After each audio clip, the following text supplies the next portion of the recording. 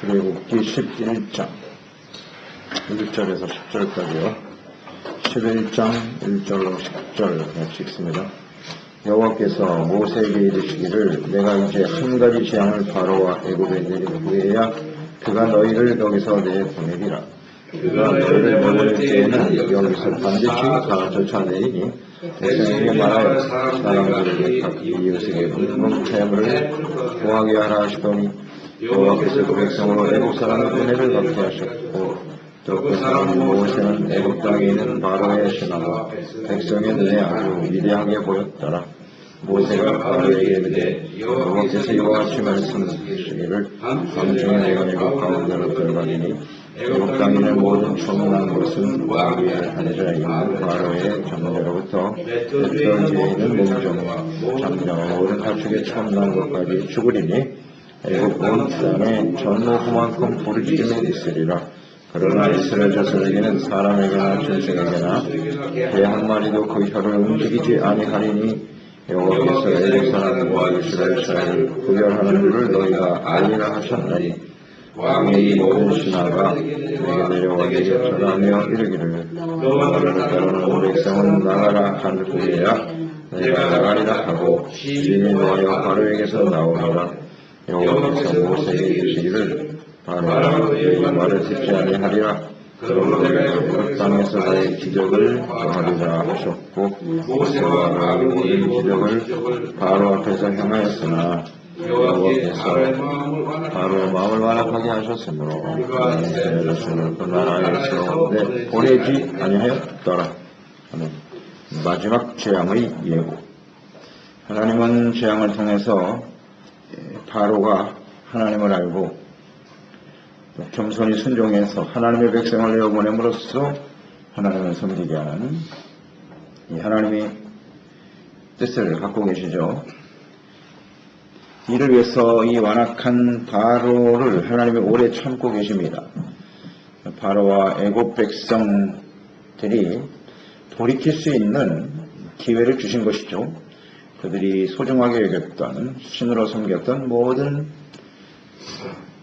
일들을 동물이 되던 혹은 자연, 태양까지도요 다 치심으로써 이제 하나님, 이스라엘의 하나님이 진정 살아계신 하나님, 위대하신 하나님이시로구나 이것을 깨닫고 돌이키기를 원하셨죠. 기회를 주신 것인데 완악한 바로는 끝까지 하나님의 말씀에 순종하지 않습니다.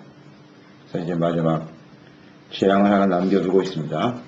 이 재앙까지도 겪게 되는 것이죠. 이런 걸 보면 결국 멸망당할 백성들의 특성이죠. 회개하고 돌이킬 수 없다는 겁니다. 그리고 하나님께서 재앙을 예고하시면 결국 그 재앙을 당하고 만다는 것입니다. 당하게 됩니다. 우리가 이제 예수님 재림과 마지막 재앙을 남겨두고 있는데요. 주님이 말씀하신 대로 가는 거예요. 땅에 있는 사람들은 결국은 돌이키지 못할 것이고 그 재앙에 이르고 말 것이다. 이 말씀을 듣고 하나님의 택한 사람, 택한 백성이 되어 하나님의 구원에 참여할 수 있다고 하는 것은 전적인 하나님의 은혜예요. 우리는 이 하나님의 은혜에 참여할 수 있다. 구원에 참여한다고 하는 것이 얼마나 복된 일인가를 생각하게 되는 겁니다. 이 세상은 결국 바로와 같이 예수 그리스도를 부인하고 복음을 거부하고 멸망을 향해서 갈 수밖에 없을 것입니다. 역사는 그렇게 진행이 되는 겁니다. 마지막 이 한 가지 재앙을 내린 후에야 이제 바로가 보내게 될 것이다. 이렇게 말씀을 하셨어요. 나올 때 애굽 백성들에게 은금 패물을 구하라고 말씀하셨네요. 은금 패물을 가지고 나간다. 10가지 재앙이 쏟아지면 애굽은 사실 다 망한 겁니다. 아무것도 없어요. 하나님이 너무 좀 잔인하신 거 아니냐. 애굽 백성들은 하나도 가진 게 없는데 이제 장자까지도 주는 처절한 고통과 슬픔 속에 빠져 있을 텐데 은금 패물을 구하라. 이것은 이제 하나님께서 백성들에게 주시는 하나님의 위로의 대가라고 봐야죠. 그동안 많은 시간 노예 생활을 했지 않습니까? 고통하며 살았으니까 대가를 받고 위로를 받는 것은 마땅하다. 그런 생각을 하신 것 같아요. 그리고 이제 이 은금 폐물이 나중에 하나님의 성전을 짓고 봉헌한 일에 쓰임받기도 하고요. 그래서 이제 준비시키시는 것으로 볼 수가 있습니다. 이렇게 완악해진 절대 슬픔에 빠져있는 애국 백성들이 은금 폐물을 이스라엘 백성들이 요구한다고 해서 손길에 내어줄 것 같지 않습니다. 그런데 주님께서 애국 사람들의 마음을 감동시켜 주신 거죠. 하나님의 백성에게 은혜를 베푸시고 감동시켜 주심으로써 이 일이 이루어질 것이다. 3절에 나와 있죠. 여호와께서 그 백성으로 애국 사람의 은혜를 받게 하십니다. 하나님이 은혜를 주신 겁니다. 무엇보다도 모세가 바로의 신하와 백성의 눈에는 아주 위대하게 보였더라 그랬어요. 위대하게 보였다. 그렇기 때문에 모세와 그 모세를 통해서 선포된 하나님, 이스라엘 하나님이 너무나 크고 위대한 분으로 깨달아지는 거죠. 그 10가지 재앙을 경험하면서 그들은 자신들이 섬겨왔던 신, 그걸 위대하게 여겼단 말이에요.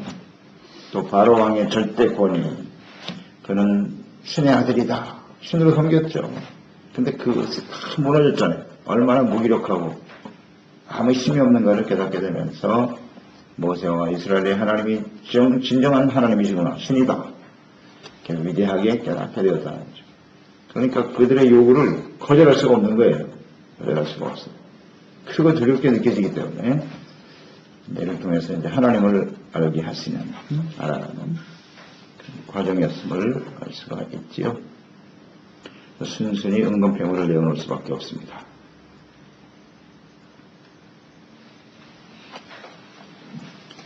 하나님이 더 크고 놀랍다. 또 이 말씀은 하나님께서 모세를 보내실 때에 주님이 주셨던 약속의 말씀이 있죠. 바로가 내가 너로 바로에게 신이 되게 하리라 그랬어요. 바로와 애국 백성들이 모세를 신으로 여긴다. 그 당시에 바로의 권위를 가지고 모세를 죽이려면 얼마든지 죽일 수 있습니다. 그런데 손을 대지 못하죠. 하나님께서 붙들고 계시는 거예요. 붙들고 계시는 거예요. 신으로 여기게 될 것이다. 근데 그 재앙이 쏟아지면서 이 말씀이 그대로 성취된 것이죠. 모든 사람들이 모세를 신과 같이 여겼더라. 두려워하죠. 크게 두려워하는 것을 볼 수가 있죠. 이런 하나님의 뜻이 오늘날도 계속되는 겁니다. 오늘날도 계속돼요. 이 세상 속에서 우리 그리스도인들이 살지 않습니까? 은금 폐물이라고 하는 것은 그것을 이제 얻게 하시겠다라고 하는 하나님의 뜻인데요. 오늘 세상에 하나님이 없는 사람들 대부분 뭐 다 재물을 가지고 있고 경제적인 힘을 세상에 다 쥐고 있는 것 같이 보이지 않습니까? 하나님께서 감동하시면 하나님의 구원의 역사를 위해서 그들이 쌓아온 재력, 재물이 하나님의 백성들, 하나님의 구원의 역사를 위해서 쓰임받게 된다는 거예요. 얼마든지 하나님 그렇게 하실 수 있다는 것을 보여주시는 거니까요. 우리가 하나님의 거룩한 백성으로서 우리를 통해서 주변 사람들이 우리를 볼 때 저 사람들은 정말 살아계신 하나님의 백성들이다. 하나님의 거룩한 백성이요. 하나님을 보는, 그래서 그것 때문에 두려워하는 이런 모습들을 주님께서 정말 원하시는 거예요. 하나님의 백성들, 모세를 통해서 하나님의 영광을 보게 한단 말이에요. 이게 주님의 뜻이거든요. 이 하나님의 구원의 역사에 하나님의 뜻을 수로 맞추고 이 주님의 말씀을 선포하고 증거하게 되어질 때 하나님께서는 우리를 통해서 분명 주님의 영광을 나타내는, 그래서 하나님께 영광을 돌리는 이런 일들이 벌어지게 될 것이라는 거죠. 이건 분명한 하나님의 뜻입니다. 그리고 그들이 가지고 있는 재물도 주님의 역사를 위해서 얼마든지 쓰임받게 하실 수 있다. 하나님의 은혜 주시면 가능한 일입니다. 여러분들 우리가 묵상하게 되고요. 마지막 재앙의 내용은 바로의 장자로부터 모든 종들의 장자, 또 가축에 처음 난 것까지 다 죽임을 당할 것이다. 무서운 재앙이죠. 이 재앙은 점차적으로 이렇게 점진적으로 더 심화되어지는 그런 재앙이죠. 근데 바로가 순종을 안 하니까 가장 아픈 것이 자식 아닙니까? 이제 그 자식 중에서도 장자가 죽는 거예요. 자식이 여럿이 있는데 장자가 죽는 것과 다른 자녀가 죽는 것 차이가 있겠죠. 차이가 있을 것입니다. 물론 뭐 자식은 다 아프겠습니다만 특히 장자는 당시의 애굽의 문화로 보아서는 장자를 굉장히 중요시 여겼거든요. 대를 이어야 될 사람이고 상속자고 바로와 같은 경우는 이제 장자가 왕위를 계승해야 될 사람 아닙니까? 그걸 치시겠다는 거예요. 그러니까 그들이 당하는 그 슬픔과 아픔은 훨씬 더 크게 되겠죠. 장자의 죽음이라는 거. 너무너무 고통스러운 일이겠죠. 또 가축까지도 치겠다. 애국 사람들에게 있어서 가축은 또 신성시되는 그런 가축들도 있었잖아요. 함께 키우는 애완동물. 가축 오래 살던 애완동물이 죽음도 슬퍼하는 사람 많죠? 모든 슬픔이야. 그들에게 임할 수 있도록 신성시했던 동물도 죽음으로써 그들이 처하는 그 절망, 소망이 없어지는 거죠. 신이라고 하는 것이 결국 믿고 의지하는 것인데 그게 다 사라져 버리니까 소망이 없는 거죠. 절망 속에 큰 슬픔을 맞이하게 될 것이다. 그러니까 장자, 자녀들은 어떻게 보면 우리의 미래잖아요. 미래이기도 하고 희망이고 그게 사라져 버린 거죠. 근본적으로 주님께서 정리하시겠다. 이런 것을 볼 수 있고요. 그리고 하나님께서 생사를 주관하시는 분이다. 사람의 생명과 죽음을 주관하시는 분이 하나님이시다. 이런 것을 확실하게 보여주시는 내용이죠. 결국 자식을 죽게 함으로써 손들게 하는 거예요. 행복하게 하는 거죠. 우리에게 가장 큰 시련과 환난은 자녀들이잖아요. 자녀를 치지 않으면 돌이킬 수 없는 하나님 앞에 행복하지 못하는 그런 일들이 우리 가운데 있지요. 하나님께서 마지막 재앙을 장자의 살상, 죽음이죠. 가장 큰 절망 가운데 떨어지게 하는 겁니다. 또 하나님을 바르게 알고 섬길 수 있는 기회. 지금도 늦지 않죠. 이 말씀을 들었을 때 바로가 항복하고 내보내주면 참 좋을 텐데 그렇게 못하네요. 그래서 이로 인해서 6절에 애굽 땅에 전무후무한 큰 슬픔과 탄식, 부르짖음이 있을 것이다. 전무후무한 고통과 아픔. 온 나라에 장자가 다 죽는 거니까요. 얼마나 큰 슬픔이겠습니까? 온 나라가 그냥 엉망이 되는 거죠. 피탄에 빠지는 이런 일이 벌어질 것이다. 이 두려운 일 아닌가요? 그렇지만 7절에 이스라엘 백성들에게는 개의 혀도 움직이지 않는다. 개도 짖지 않고 평안한 가운데 잠들어갈 것이다. 예. 짐승 하나도 다치는 일이 없을 것이라는 겁니다. 하나님께서 확실하게 구별해 주시더라. 멸망당할 애굽 사람들과 구원받을 하나님의 백성들을 구분하시는 것이다. 이 재앙이 주는 의미가 애굽 백성들에게는 멸망이 될 것이고요. 이스라엘 백성들은 구원이 된단 말이에요. 이게 재앙을 행하시는 하나님의 뜻이에요. 잘 나타나 있잖아요. 그러니까 알곡과 가라지를 구분하시는 것이 재앙입니다. 이런 재앙들은 뭐 성경에 많이 있지 않습니까? 택하신 백성들 하나님께서 재앙 가운데 구별을 내시는 일, 노아의 방주. 하나님이 택하신 노아의 가족들은 살고 나머지는 다 죽습니다. 확실히 구분이 되죠. 의인이라고 그랬어요. 노아는 의인과 악인이 구별되는 것이 재앙입니다. 소돔과 고모라는 어떻습니까? 역시 마찬가지. 법과 그의 가족은 구원받고 나머지는. 예수님께서 재림하실 때 역시 마찬가지거든요. 예수님의 재림은 노아의 때와 될 것이다. 그래요. 예수님의 재림과 심판이죠. 세상 마지막 심판인데 그 심판 가운데서도 그 재앙은 반드시 구분이 되는 거예요. 준비되지 못하고 복음을 거부하고 주님을 따르지 않는 사람은 이 땅에 심판 가운데 처하게 되겠지요. 그러나 기회가 준비한 하나님의 택한 백성들은 구원에 참여하게 되겠죠. 이게 재앙이라고요. 재앙의 뜻이에요. 구분해내는 거예요. 구분해내는. 어떤 방법으로 하나님께서 구분해내실 것인가. 그래서 이제 하나님께서 특별한 방법을 사용하시겠습니다만 우리가 아무리 묵상을 봐도 특별한 방법은 이제 휴거밖에 없어요. 그게 가장 현실적이고 가장 확실한 방법일 것 같아요. 지난 시간에도 묵상했듯이 마지막 재앙은요, 이 애국 한 나라에 국한된 것이 아니잖아요. 이 재앙은 이제 지구 전체의 재앙이기 때문에 어디 가서 이렇게 살아남을 수 있는 공간이 없어요. 그런 위치가 없다고요. 그러니까 하나님이 끌어올리시는 것이 맞아요. 주님께서 먼저 건져내시고 나머지는 재앙을 쏟아부으시는 거죠. 그게 바로 재앙의 뜻이에요.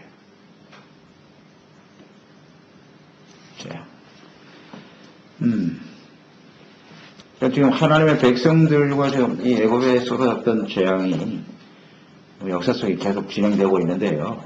앞으로 또 이루어질 것이고요. 재앙을 향하신 하나님의 뜻은 하나님의 백성들이 하나님을 섬기게 하는 것이고 하나님의 백성과 또 그렇지 못한 멸망당할 백성들을 반드시 구분해내는 과정이란 말이죠. 그래서 우리는 잘 생각해야 합니다. 구원은 그러니까 애굽 백성들에게도 하나님을 알 수 있는 기회가 되는 거죠. 여호와인 줄 알게 하리라 그랬으니까요. 그들이 섬기는 모든 신은 다 헛된 것이고 이스라엘의 하나님만이 참 하나님이시다 하는 사실을 알 수 있는 기회가 된 거죠. 충분히 기회를 제공했는데 받아들일 수가 없네요. 이것은 계속됩니다. 하나님의 택한 백성과 멸망당할 백성들에 대해서 구분하시는 내용들이 이스라엘 백성들이 이제 광야를 지나면서 또 계속되죠. 그 하나님의 뜻이 하나님의 백성 자체에도 계속되는 거예요. 믿음을 가지고 따라가는 사람과 그렇지 않은 사람은 또 역시 광야에서 다 죽고만 구분해내는 거죠. 하나님께서 항상 알곡과 가라지를 구분해내시고 옥석을 구분해서 하나님의 나라 가나안 땅에 하나님의 타신을 받는 하나님의 나라에 거하게 하신다는 이 분명한 하나님의 뜻을 붙들고 우리는 출애굽기를 묵상해야 돼요. 그리고 앞으로 우리의 주어진 생애 인류의 마지막을 향해서 다가오고 있는 이 시대에 우리가 어떤 모습으로 주님을 섬겨야 될 것인가를 깨닫는 시간이 되어야겠죠. 출애굽기는 우리에게 구원과 관련된 아주 놀라운 지혜를 우리에게 주고 계시는 거예요. 이 시대에 우리에게 주시는 말씀이라고요. 잘 붙들고 하나님 앞에 온전한 모습으로 주님을 섬겨야죠. 이 구원받았다. 언약의 백성, 택한 백성이 되었다는 것이 얼마나 영광스럽고 소중한 일인가. 이 가치를 알아야 돼요. 하나님을 똑바로 알고 하나님을 온전한 믿음과 순종으로 따라가는 사람들이 되어야겠지요. 8절에 바로와 신하들이 절하며 나가달라고 간청하게 될 것이다.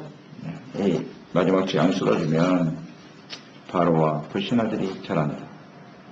절한다고 하는 것은 이제 굴복하는 거죠.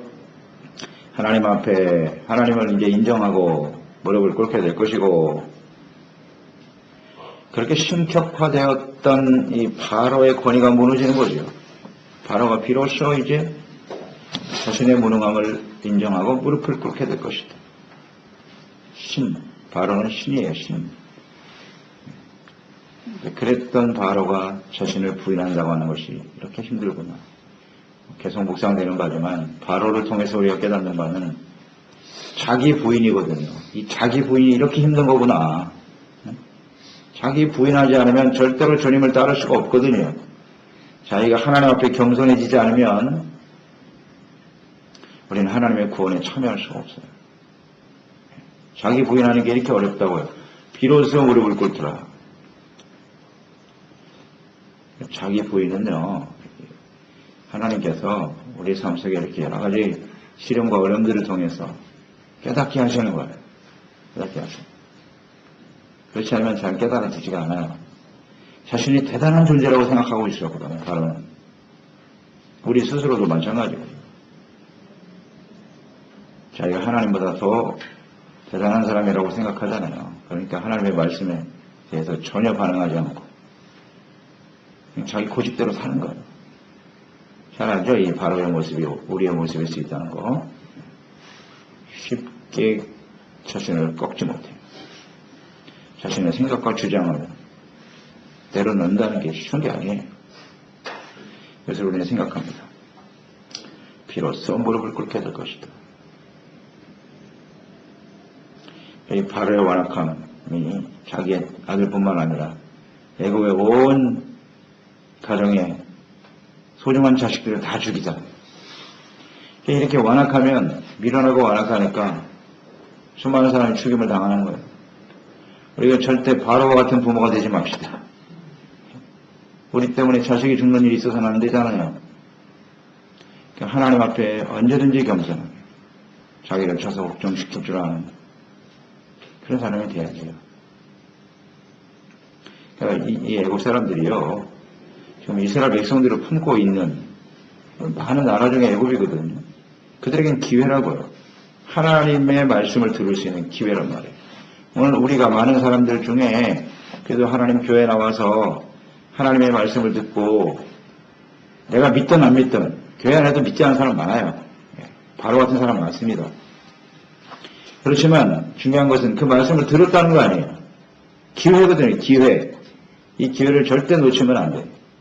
하나님 앞에 바로같이 되지 말고 겸손한 자세로 하나님을 섬기고 따르시는 사람들이 되어야죠. 깨달아야죠.